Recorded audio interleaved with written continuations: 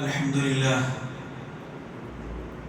لله الذي وعد المؤمنين المخلصين بالعزة والكرامة ووعد الفاسقين المتخاذلين بالحسرة والندامة. أحمده أن نصر رسوله على المشركين وأشهد أن لا إله إلا الله وحده لا شريك له يحق الحق ويبطل الباطل ويقطع دابر الكافرين. وأشهد أن سيدنا محمدا عبده ورسوله أرسله ربه بالهدى ودين الحق ليظهره على الدين كله. اللهم صل وسلم على سيدنا محمد وعلى آله والأصحاب والأتباع. أما بعد فإن خير الكلام كلام الله وخير السنن سنن محمد صلى الله عليه وسلم وشر الأمور محدثاتها وكل محدثة بدعة وكل بدعة ضلالة. يا أيها الذين آمنوا اتقوا الله حق تقاته ولا تموتن إلا وأنتم مسلمون.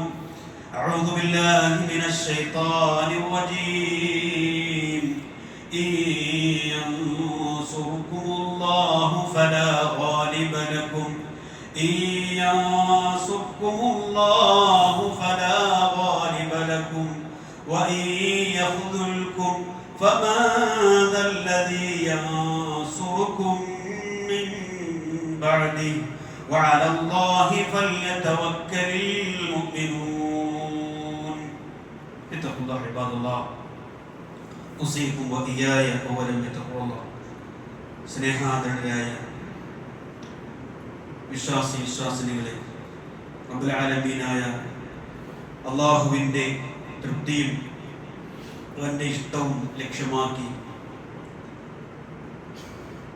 സ്വർഗം നേടാൻ പരമാവധി പരിശ്രമിക്കുന്ന മുത്തഖികളുടെ കൂട്ടത്തിൽ ഉൾപ്പെടാൻ ശ്രമിക്കണേ എന്ന് എന്നെയും നിങ്ങളെയും ഉപദേശിക്കുകയാണ്, വസിയത്ത് ചെയ്യുകയാണ്. ഇസ്ലാമിലെ ഏറ്റവും വലിയ വിജയങ്ങളിൽ ഒന്നായ ബദർ യുദ്ധം സംഭവിച്ച മാസമാണ് റമദാൻ. ഇസ്ലാമിലെ ആദ്യത്തെ സായുധ സമരമാണ് ബദർ അഥവാ റമദാൻ 17-ന്. നാളെയാണ് അതിന്റെ വാർഷികം. കക്ഷിത്വമോ ഗോത്രമഹിമയോ നോക്കാതെ വിശ്വാസം ഉയർത്തിപ്പിടിച്ച് മാത്രം നടന്ന യുദ്ധമാണ് ബദർ. ഗോത്രങ്ങളുടെ ഉന്നതിക്ക് വേണ്ടി യുദ്ധം ചെയ്ത പരിചയം മാത്രമേ അന്നുവരെ മക്കയിലെ ഖുറൈശികൾക്കുണ്ടായിരുന്നുള്ളൂ, അറബികൾക്കുണ്ടായിട്ടുള്ളൂ. സ്വന്തം നാട്ടിൽ ജീവിക്കാനാവാതെ വന്നപ്പോൾ മറ്റൊരു ദേശം തേടിപ്പോവുകയും ശത്രുക്കൾ അവിടെയും സ്വസ്ഥമായി ജീവിക്കാൻ വിടില്ല എന്ന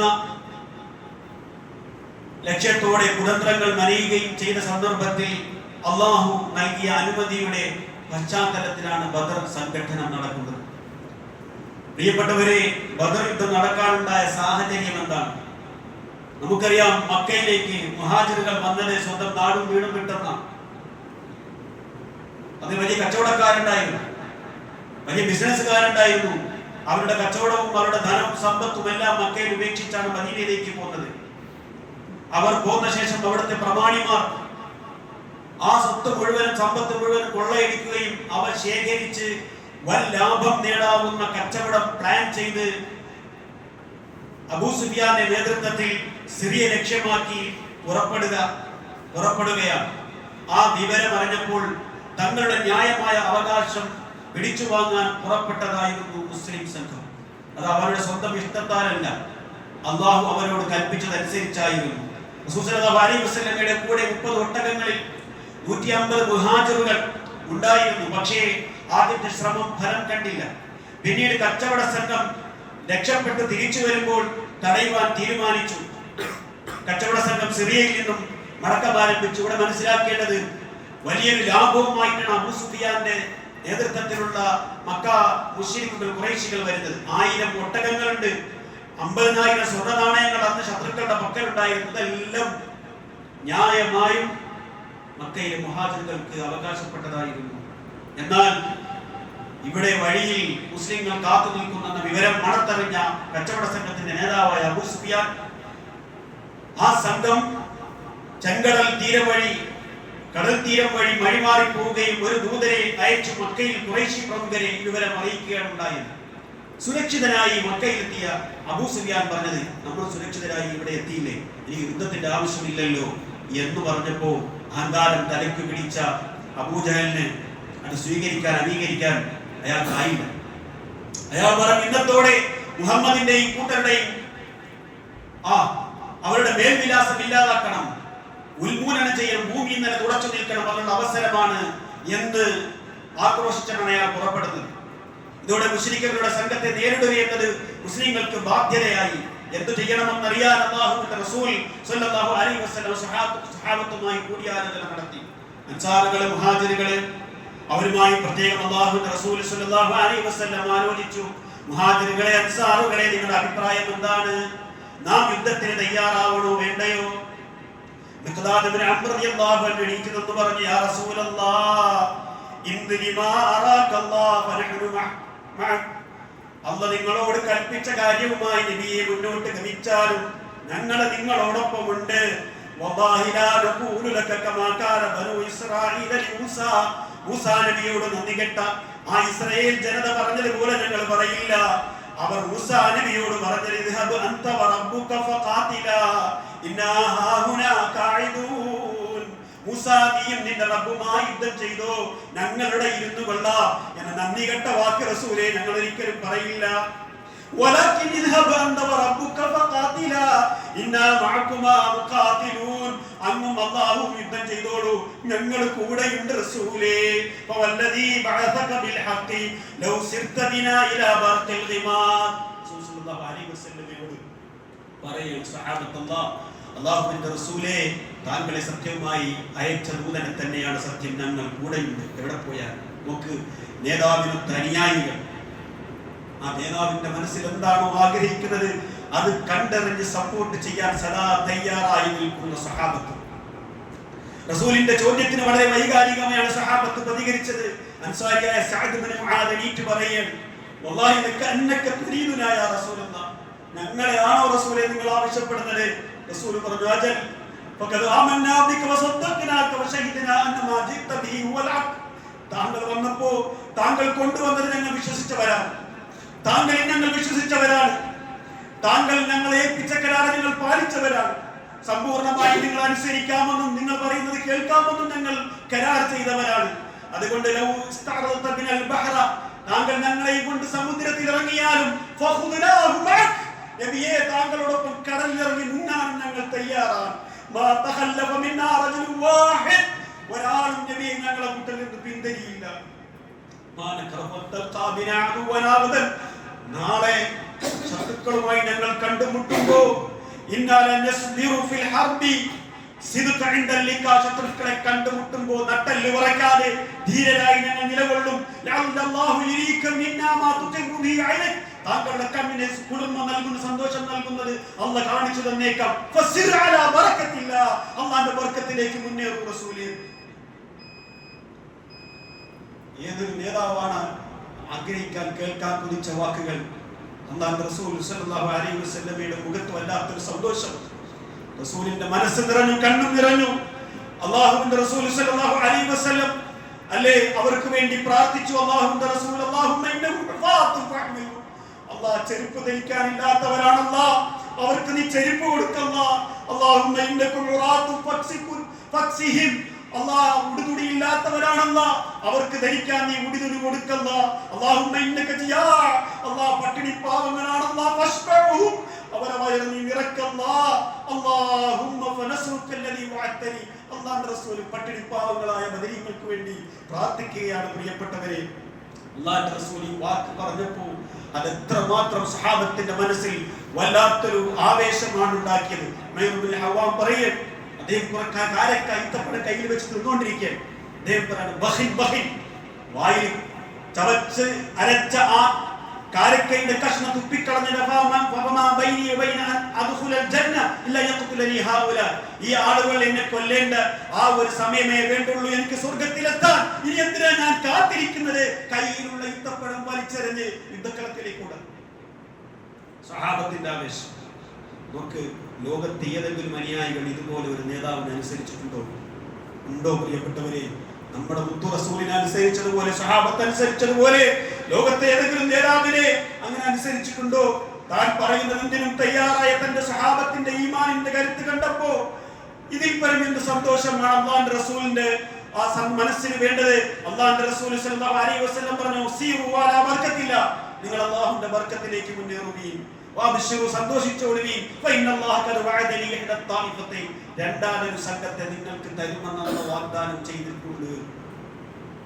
പ്രിയപ്പെട്ടവരെ, അള്ളാഹു മുസ്ലിങ്ങൾക്ക് നൽകിയ വാഗ്ദാനം ഓഫർ രണ്ടാണ്. വയഅദുകുമുല്ലാഹു ഇഹ്ദ ത്വായിഫത്തൈൻ അൻഹാ ലക്കും, രണ്ട് സംഘങ്ങളിൽ ഒന്ന് നിങ്ങൾക്ക് അധീനമാകുമെന്ന് അള്ളാഹു നിങ്ങളോട് വാഗ്ദാനം ചെയ്തിരുന്ന സന്ദർഭം ഓർക്കുക. ഒന്നുകിൽ അബൂ സുഫിയാന്റെ കച്ചവട സംഘം, അല്ലെങ്കിൽ അഹങ്കാരത്തിനിരത്താൽ ബദറിലെ മുസ്ലിങ്ങളെ ഇല്ലാതാക്കാൻ വേണ്ടി പുറപ്പെട്ട അബൂജഹലിന്റെ നേതൃത്വത്തിലുള്ള ഖുറൈശി പട. രണ്ടാമൊരു ഓഫർ ഒന്ന് തരും അല്ലാഹു ഉറപ്പായിട്ട്. അല്ലാഹു വിശ്വാസികളോട് പറഞ്ഞത് ബലമില്ലാത്ത സംഘമാണ്, അതുകൊണ്ട് നിങ്ങൾക്ക് അവർ അധീനമാകണമെന്നായിരുന്നു നിങ്ങൾ ആഗ്രഹിച്ചത്, നിങ്ങൾ അത് കൊതിച്ചിരുന്നത്. നമുക്കിവിടെ കൃത്യമായി മനസ്സിലാക്കേണ്ടത് പ്രിയപ്പെട്ടവരെ, ബദർ യുദ്ധം ഒരിക്കലും മുസ്ലിങ്ങൾ മുൻകൈയെടുത്തോ നേരത്തെ തീരുമാനിച്ചോ ഉണ്ടായതല്ല എന്ന് ഈ ആയത്തിൽ നിന്ന് വ്യക്തമാണ്. പെട്ടെന്നൊരു യുദ്ധത്തിന് വേണ്ട സമ്പത്തോ സന്നാഹങ്ങളോ യുദ്ധം ചെയ്യാനുള്ള ശാരീരിക ആരോഗ്യമോ അവർക്കുണ്ടായിരുന്നില്ല. ബദരീങ്ങൾക്ക് റമദാനിന് നോമ്പെടുത്ത് തളർന്ന് ക്ഷീണിച്ച് 300-ൽ പരം സഹാബത്ത്, വേണ്ടത്ര ആയുധങ്ങളില്ല, 6ഓ 9ഓ പടച്ചട്ടകൾ മാത്രം യുദ്ധത്തിന് ധരിക്കുന്ന ഡ്രസ്സാണ് പടച്ചട്ട എന്ന് പറയുന്നത്. അതുപോലെ തന്നെ 8 വാളുകൾ, 9 കുന്തങ്ങൾ, 2 കുതിരകൾ, 300 പേർക്ക് സഞ്ചരിക്കാൻ വെറും 70 ഒട്ടകങ്ങൾ മാത്രം. നിങ്ങൾ ആലോചിച്ച് നോക്ക്.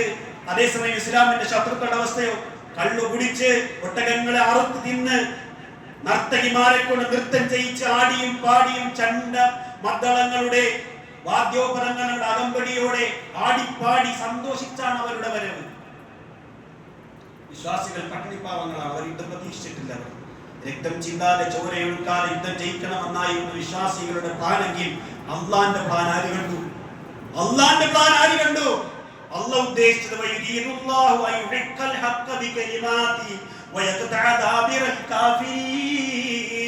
അല്ലാഹു ആകട്ടെ തന്റെ കൽപ്പനകൾ മുഖേന സത്യം പുലർത്തി കാണിക്കുവാനും സത്യനിഷേധികളുടെ വേര് മുറിച്ചെടുക്കുവാനുമാണ് അല്ലാഹു ഉദ്ദേശിച്ചത്. അതുകൊണ്ട് അല്ലാഹു അങ്ങനെ പ്ലാൻ ഇട്ടത്. അള്ളാഹുവിന്റെ ഹിക്മത്ത് നടന്നു എന്നാണ് നമ്മൾ മനസ്സിലാക്കേണ്ടത്. എന്നാൽ ആ വഴിയെ സംഘം തോൽപ്പിക്കപ്പെടുന്നതാണ്, അവർ പിന്തിരിഞ്ഞോടുക തന്നെ ചെയ്യും അന്ന് പറഞ്ഞു. സത്യവിശ്വാസികൾക്ക് വിശ്വസിക്കാൻ വേറെ ആരുടെ ആ വാക്കും സപ്പോർട്ടും വേണ്ട ആവശ്യമില്ല. പ്രിയപ്പെട്ടവരെ, യുദ്ധത്തെ കുറിച്ച് പറയുമ്പോൾ എന്തിനായിരുന്നു ബദർ എന്ന് ഗൗരവമായി നമ്മൾ മനസ്സിലാക്കണം. നമ്മുടെ സമൂഹത്തിൽ പറഞ്ഞു കൊടുക്കുന്ന ബാധ്യതയുണ്ട് നമുക്ക്. എന്തിനായിരുന്നു ബദർ? 2 സംഘങ്ങളും തങ്ങളുടെ വിശ്വാസമാണ് ശരി എന്ന് സ്ഥാപിക്കാൻ വേണ്ടി ആയിരുന്നില്ലേ യുദ്ധം നടത്തിയത്? അല്ലെ, ഞങ്ങളുടെ ആദർശമാണ് ശരി, അല്ല ഞങ്ങളുടെ ആദർശമാണ് ശരി എന്ന് സ്ഥാപിക്കാൻ വേണ്ടിയാണ്. മുശ്രിക്കുകളുടെ നേതാവ് തേടിയത്, പ്രാർത്ഥിച്ചത് ആരോടാ? അല്ലേ, സഹാബത്ത് പറയുന്ന നബാജഹൽ ഹിനത്തഖൽ ഖൗസ്, മുസ്ലിങ്ങളെ കണ്ടുമുട്ടിയപ്പോൾ അല്ലാഹുമ്മ ഖതഅനാ ലിറഹ്മി, കഅബയുടെ സുത്രയിൽ പിടിച്ച് ഇങ്ങനെ ആ വിരിയിൽ പിടിച്ചുകൊണ്ട് അവർ പ്രാർത്ഥിക്കണം, അല്ലാഹുവേ ഈ മുഹമ്മദ് ഞങ്ങളുടെ കുടുംബ ബന്ധങ്ങളെ വെട്ടിമുറിച്ചവനാണ്. വാതാനാ ബിമാ ലാ നഅരിഫ്, ഞങ്ങൾക്ക് പരിചയമില്ലാത്ത പുതിയ ദീനുമായി വന്നവനാണ്. ഫഅഹിന്നുൽ ഗദാർ, നാളെ നീ രാവിലെ മുഹമ്മദിനെ നീ തകർക്കണേ. അബൂജഹലിന്റെ പ്രാർത്ഥന. അല്ലാഹുമ്മ ഐൻ അസ്സൽ ഫിഅതൈ, രണ്ടാമൊരു സംഘത്തിൽ കരുത്തന്മാരാണ് നീ സഹായിക്കണേ. വഅക്രമൽ ഖബീലതൈ, ഈ 2 കബീലയിലും ആളുകൾ ഏറ്റവും ആദരിക്കുന്ന ആളുകളെ, ഗോത്രങ്ങളെ അല്ലാഹ് നീ സഹായിക്കണേ. വഅക്തറൽ ഫരീഖൈൻ, ആൾബലം കൂടുതലുള്ള രണ്ടാമൊരു ഗ്രൂപ്പിനെ നീ എന്ത് ചെയ്യണം? സഹായിക്കണം. ആരുടെ തേടിയത്? ലാത്തയോടും ഉസ്സയോടും മനാത്തോടുമല്ല, സാക്ഷാൽ അല്ലാഹുവാണ് അബൂജഹൽ തേടിയത്. അല്ലേ, നാം ബദരീങ്ങളുടെ നേതാവ് തേടിയതാരാണ്? ആരോടാണ്? പ്രിയപ്പെട്ടവരെ, ഉമർ ബിൻ ഖത്താബ് റളിയല്ലാഹു അൻഹു പറയാണ്, ഈ ബദറിന്റെ ദിവസം അല്ലാഹുവിന്റെ റസൂൽ സല്ലല്ലാഹു അലൈഹി വസല്ലം മുശ്രിക്കുകൾ എന്ന് നോക്കിയപ്പോൾ അവർ ആയിരക്കണക്കിനുണ്ട്. റസൂലിന്റെ സഹാബികൾ 319, കൃത്യമായി കണക്ക് പറഞ്ഞാൽ ഹദീസിൽ 319 അല്ലെ, 19 പേരാണ്. 319 പേര്. അല്ലാഹുവിന്റെ റസൂൽ ഖിബലയ്ക്ക് നേരെ മുന്നിട്ട് 2 കൈകളും നീട്ടിക്കൊണ്ട് അല്ലാഹുവിന്റെ റസൂൽ ഇങ്ങനെ മന്ത്രിക്കുകയാണ്, അല്ലാഹുമ്മ അൻജിസ്ലി മാ വഅദ്തനി അല്ലാഹ് നീ എന്നോട് വാഗ്ദാനം ചെയ്ത സഹായം നീ എനിക്ക് പെട്ടെന്ന് തരണേ അല്ലാഹ്. അല്ലാഹുമ്മ ആതിമാ വഅതനി അല്ലാഹുമ്മ ഇൻതഹ്ലിക് ഹാദിഹിൽ ഉസാബ. അല്ലാഹ് ഈ ചെറു സംഘമെങ്ങാനും നശിച്ചു പോയാൽ മിൻ അഹ്ലിൽ ഇസ്ലാമി മുസ്ലിങ്ങളിലെ ഈ സംഘമെങ്ങാനും നശിച്ചു പോയാൽ ലാ തുഅബദു ഫിൽ അർദി അബദാ, നിന്നെ ആരാധിക്കാൻ ഭൂമി ലോകത്തിൽ കുഞ്ഞുണ്ടാവില്ല അല്ലാഹ്. അല്ലാഹുവിന്റെ റസൂലിന്റെ ദുആയാണ്. റസൂലിന്റെ ദുആ ചെയ്യണം. അബൂബക്കർ സിദ്ദീഖ് റളിയല്ലാഹു അൻഹു റസൂൽ ദുആ ചെയ്ത് റസൂലിന്റെ തോളിലുള്ള തട്ടം താഴേക്ക് അഴിഞ്ഞു വീണപ്പോൾ ഓടി വന്നെടുത്ത് നബിയുടെ തോളത്തേക്ക് ഇട്ടുകൊടുത്തുകൊണ്ട് പറയുന്ന ഒരു വാക്യാ നബി അല്ലാഹ് കദാക മുനാശത്തുക റബ്ബക്, ഇങ്ങനെ റബ്ബിനോട് താങ്കൾ തേടിയാൽ അല്ലാഹു താങ്കൾക്ക് വാഗ്ദാനം ചെയ്ത സഹായം പെട്ടെന്ന് തന്നെ തരും. അത് പറയാണ് മഹാനായ അബൂബക്കർ സിദ്ദീഖ് റളിയല്ലാഹു അൻഹു പറയാണ്. ഒരു ഇന്റിമേറ്റ് ഫ്രണ്ട് എന്തായിരിക്കണം, എങ്ങനെ ആയിരിക്കണം, തന്റെ സുഹൃത്തിന് ഒരു വല്ലാത്തൊരു പ്രതിസന്ധി ഘട്ടം വന്നാൽ എങ്ങനെ സപ്പോർട്ട് ചെയ്യണമെന്ന് റസൂലിന്റെ എക്കാലത്തെയും ഏറ്റവും അടുത്ത സുഹൃത്ത് മഹാനായ അബൂബക്കർ സിദ്ദീഖ് റളിയല്ലാഹു അൻഹു നമ്മെ പഠിപ്പിക്കുകയാണ്. വിശ്വാസികൾ റബ്ബിനെ മാത്രം ആരാധിച്ചു, അവരോട് മാത്രം പ്രാർത്ഥിച്ചു. അവിശ്വാസികൾ അല്ലാഹുവോടും അതോടൊപ്പം മറ്റു പലരോടും പ്രാർത്ഥിച്ചു. ബദറിൽ നിന്ന് നാം പഠിക്കേണ്ട ഒന്നാമത്തെ പാഠം അല്ലാഹുവോട് പ്രാർത്ഥിക്കുക എന്ന കാര്യത്തിലല്ല മുശ്രിക്കുകളും മുഅ്മിനുകളും മുവഹിദുകളും തമ്മിൽ പോരാടിയത്. പോയിന്റ് മനസ്സിലാക്കണം.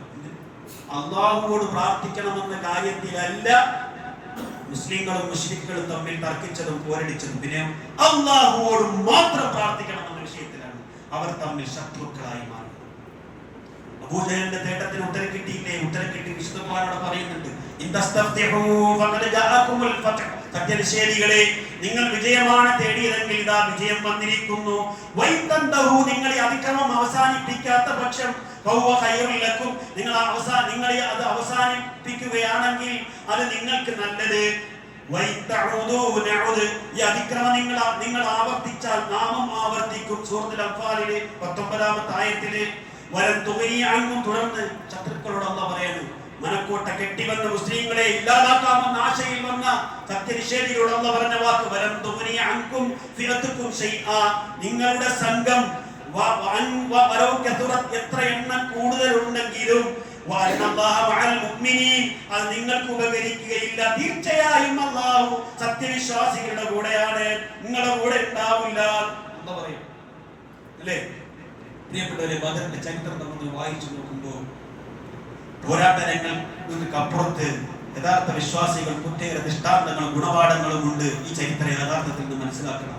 വിശുദ്ധ ഖുർആൻ പറഞ്ഞത് രണ്ടാമൊരു സംഘം ഇവിടെ ഒരുമിച്ച് കൂടി അല്ലാഹു വിശ്വാസികൾക്ക് നൽകിയ അത്ഭുതമായ സഹായം.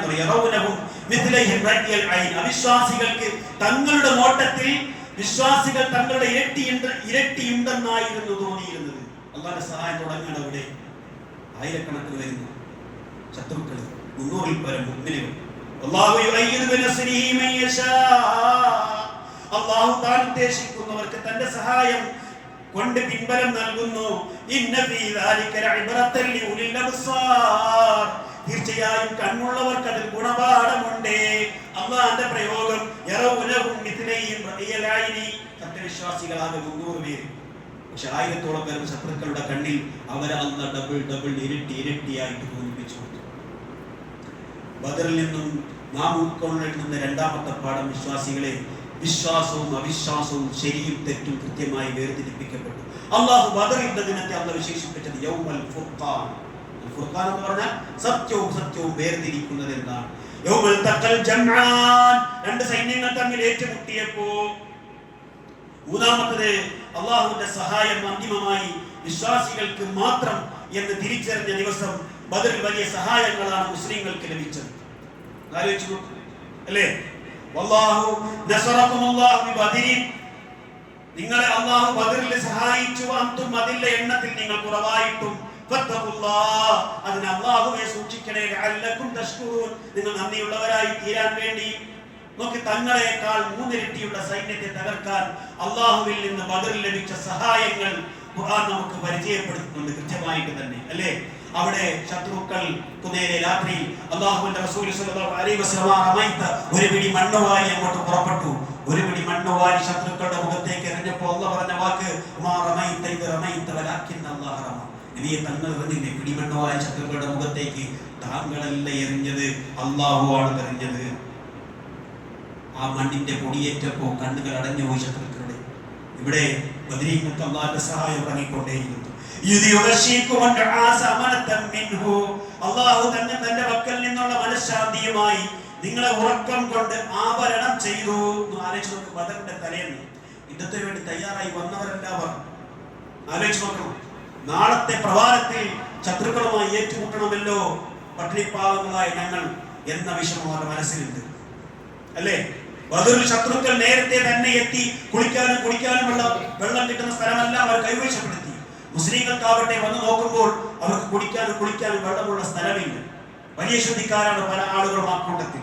ഈ വിഷമങ്ങൾ ഇല്ലാതാക്കാൻ വിശ്വാസികൾക്ക് ആശ്വാസത്തിന്റെ ഒരു ചെറുമയക്കം അല്ലാഹു ബദറിന്റെ തലേന്ന് രാത്രി വിശ്വാസികൾക്ക് നൽകി. എന്നിട്ട് എന്തിനാണെന്നറിയോ? ധൈര്യവും ഈമാനും കിട്ടാൻ വേണ്ടി. എന്നിട്ടോ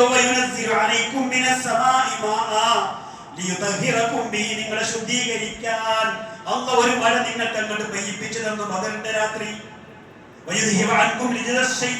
പിശാചിന്റെ മാലിന്യം നിങ്ങളിൽ നിന്ന് നീക്കാൻ വേണ്ടിയും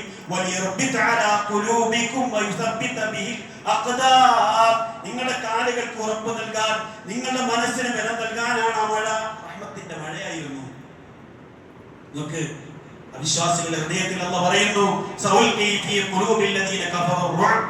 നാം സത്യനിഷേധികളുടെ മനസ്സിൽ നാം ഭയമിട്ട് കൊടുത്തു എന്നാണ് പറയുന്നത്. നാം ഭയമിട്ട് കൊടുത്തു എന്നാണ്. പ്രധാനമായും ഏത് പ്രതിസന്ധി ഘട്ടങ്ങളിലും റബ്ബിനോട് മാത്രമേ ഇസ്തിഗാസ ചെയ്യാവൂ. അങ്ങനെ ചെയ്യുമ്പോഴാണ് അല്ലാഹുവിന്റെ സഹായം കിട്ടുക എന്ന് പറഞ്ഞത്. മലക്കുകളെ ഇറക്കി മുസ്ലിങ്ങളെ അല്ലാഹു സഹായിച്ചു. നിങ്ങളുടെ രക്ഷിതാവിനോട് നിങ്ങൾ ഇസ്തിഗാസ നടത്തിയ സന്ദർഭം, ഔലിയാക്കളോട് നിങ്ങൾ ഇസ്തിഗാസ നടത്തിയ സന്ദർഭം എന്നല്ല പറഞ്ഞത്, നിങ്ങളുടെ രക്ഷിതാവിനോട്. ആ തേട്ട നിങ്ങൾ ഒന്ന് തേടിയപ്പോ അന്ന് നിങ്ങൾക്ക് ഉത്തരം തന്നു. എന്താ ഉത്തരം?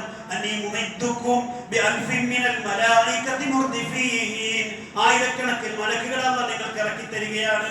സൂറത്തുൽ അൻഫാൽ അല്ലാഹു പറയുന്നത്. ബദറിൽ നിന്നും നാം അഞ്ചാമതായി പഠിക്കേണ്ടത് റബ്ബിന്റെ മാർഗത്തിൽ നന്നായി തഖ്വയും ക്ഷമയും സഹനവും വേണം. എന്നാൽ അല്ലാഹുവിന്റെ സഹായം നിർബന്ധമായും വേണ്ടിടത്ത് ലഭിക്കുമെന്ന് വിശുദ്ധ ഖുർആൻ നമ്മെ ബോധ്യപ്പെടുത്തുകയാണ്. ക്ഷമ കൈക്കൊണ്ടോ, ജീവിതത്തിലെ തഖ്വ കൈക്കൊണ്ടോ, നിങ്ങളുടെ ശത്രുക്കൾ ഈ നിമിഷത്തിൽ തന്നെ വന്നെത്തുകയും ചെയ്യുകയാണെങ്കിൽ തന്നെ 5000 മലക്കുകളെ അല്ലാഹു ഇറക്കി തരാൻ തയ്യാറാണ്. 5000 മലക്കുകളെ 5000 മലക്കുകളെ ഇറക്കി തരാൻ പോലും അല്ലാഹു തയ്യാറാണ്. ആര് പറയാ? വിശുദ്ധ ഖുർആൻ സൂറത്ത് ആൽ ഇംറാൻ 125 ആയത്തിൽ പറയും. ആറാമത്തെ ബദറിൽ നിന്നും നമ്മൾ ഉൾക്കൊള്ളേണ്ട പാഠം, പ്രിയപ്പെട്ടവരെ, ഒന്നിന്റെ പേരിലും അഹങ്കരിക്കരുത്. അത് സർവനാശത്തിൽ. യുദ്ധം തുടങ്ങും മുമ്പ് അല്ലാഹുവിന്റെ റസൂൽ സ്വല്ലല്ലാഹു അലൈഹി വസല്ലം വരച്ചു കാണിച്ചു, ഇവിടെ ഉത്ബത്ത് വീഴും, ഇവിടെ ശൈബത്ത് വീഴും.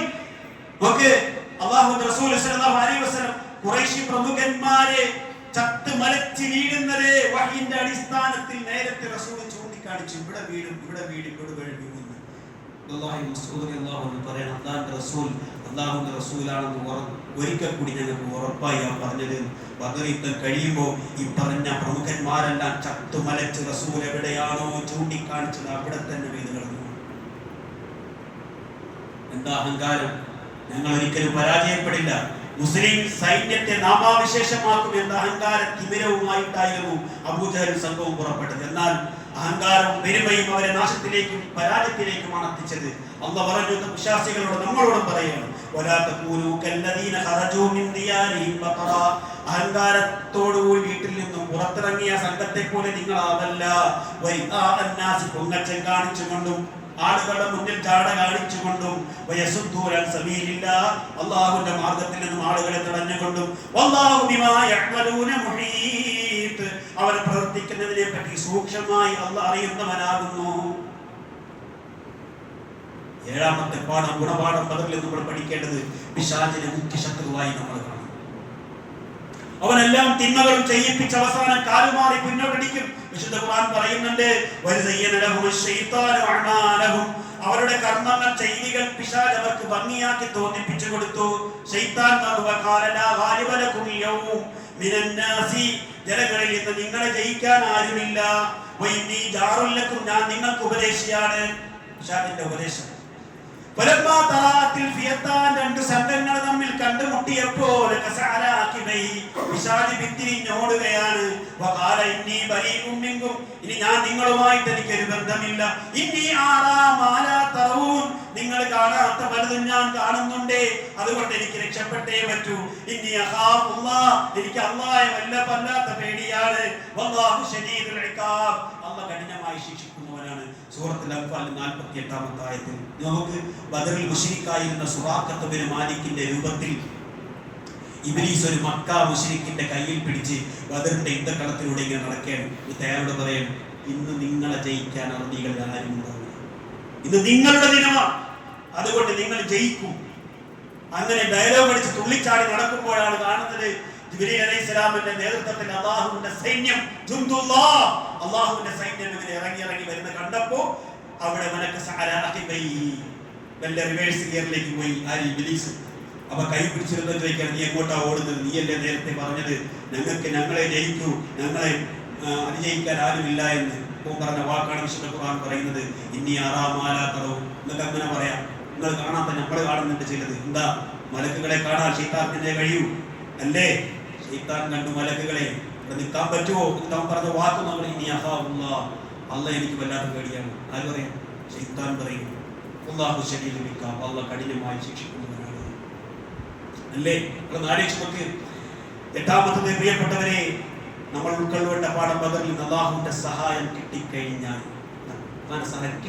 കിട്ടിക്കഴിഞ്ഞാൽ അല്ലാഹ് നിങ്ങളെ സഹായിച്ചാൽ നിങ്ങളെ വിജയിക്കാൻ, നിങ്ങളെ മറികടക്കാൻ ലോകത്തൊരു ശക്തിക്കും സാധിക്കില്ല. അല്ലാഹ് നിങ്ങളെ കൈവിട്ടാലോ നിങ്ങളെ സഹായിക്കാൻ ആരാണുള്ളത്? ഈ ഒരു ചിന്ത നമ്മൾ അല്ലാഹു സഹായിച്ചാലേ നമ്മൾ ലോകം മുഴുവൻ എതിരായാലും നമുക്കൊരു ചുക്കുമില്ല.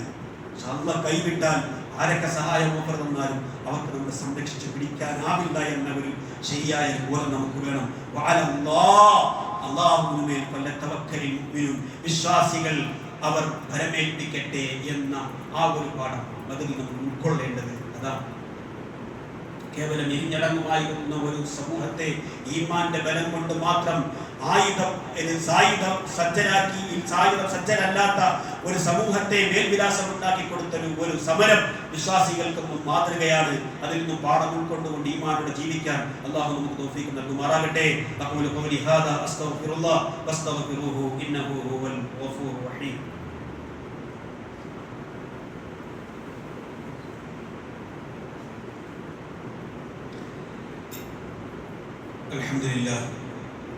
الحمد لله رب العالمين والعاقبة للمتقين ولا عدوان إلا على الظالمين. اتقوا الله عباد الله. ചോരപ്പാട് തീർത്ത് അല്ലാഹുവിന്റെ മാർഗത്തിൽ ധീര രക്തസാക്ഷിത്വം വഹിച്ച ബദറിന്റെ രണഭൂമിയിലെ ബദരീങ്ങളുടെ ഓർമ്മയിൽ വിശ്വാസികൾ ആ ഓർമ്മകൾ പുതുക്കി ആവേശം കൊള്ളുമ്പോൾ അതിന് പകരം ബദരീങ്ങളുടെ ആണ്ടെന്ന പേരിൽ പട്ടിണി കിടന്ന് കഷ്ടപ്പെട്ട് വിശന്നു വലിഞ്ഞ് ഷഹീദായ ബദരീങ്ങളോടുള്ള പിരിശം പ്രകടിപ്പിക്കാൻ മൂക്ക് കുട്ടെ തിന്നാണ് നമ്മുടെ സമുദായം അതിനുവേണ്ടി തയ്യാറാണ്. ആലോചിച്ച് നോക്ക്, നാളെ നമ്മുടെ നാടിന്റെ പൊതു സ്ഥലങ്ങളിലൊക്കെ ഈ ചെമ്പുകൾ ഇങ്ങനെ ഉയരും. ബദരീങ്ങളുടെ പേരിലുള്ള പിരിശച്ചെമ്പെന്നാണ് പറയപ്പെടുന്നത്. നിങ്ങൾ ആലോചിച്ച് നോക്കണം എന്താണ് ആഘോഷം? ബദറിൽ പങ്കെടുത്ത ശുഹദാക്കൾ ഷഹീദായതിന്റെ പേരിലുള്ള ആഘോഷമാണോ? ഗൗരവമായി നമ്മൾ ചിന്തിക്കേണ്ടത്. ഏതൊരു ആദർശം സംരക്ഷിക്കാനാണോ ബദറിൽ ബദരീങ്ങൾ മുശ്രിക്കുകളോട് പോരാടിയത്, അത് ഇന്നും മുവഹിദുകൾ തുടരുന്നുണ്ട്. അബൂജഹലിന്റെ ശിർക്കിനെതിരെയാണ് റസൂലുള്ളാഹി പോരാടിയത്. അതേ ശിർക്കിനെ സംരക്ഷിക്കാനാണ്, അതേ ശിർക്കിനെ വെള്ളപൂശാനാണ് ഇന്നും ആദിലുക അബൂജഹലുകൾ അലാഹിലുകൾ ശ്രമിച്ചുകൊണ്ടിരിക്കുന്നത് അല്ലേ? ആ ബദർ ദിനത്തിൽ ബദരീങ്ങൾ റബ്ബിനോട് തേടിയെങ്കിൽ ബദരീങ്ങളോട് തന്നെ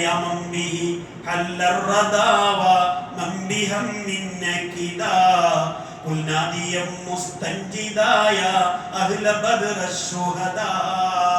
പ്രയാസങ്ങൾ ഇറങ്ങിയ സംഭവിച്ചവരെ, ബുദ്ധിമുട്ടുകൾ ഉണ്ടായവരെ, മനക്ലേശം ഉണ്ടായവരെ, ഉൽനാദിയം മുസ്തൻജിദ സഹായം തേടിക്കൊണ്ട് വിളിച്ചോയ അഹ്ല ബദർ അശ്ശുഹദാ എന്ന സാക്ഷികളായ ബദരീങ്ങളെ, അൻതും ലനാ ഹിസ്നുൻ ഹസീൻ മിൻ ശർരി ഇബ്ലീസിൽ ലഈൻ വകുല്ലി ബൽവാ വസ്സിനീൻ യാ അഹ്ല ബദർ അശ്ശുഹദാ.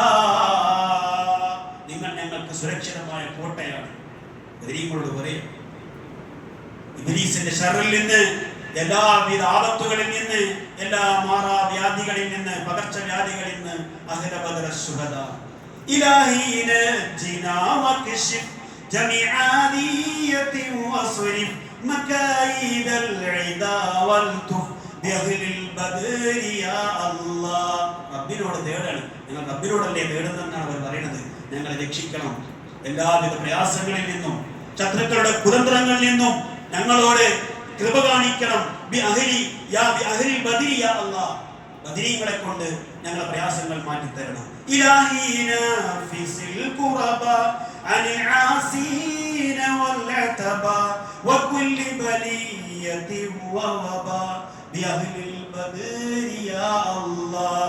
എല്ലാ പ്രയാസങ്ങളും മാറ്റണേ.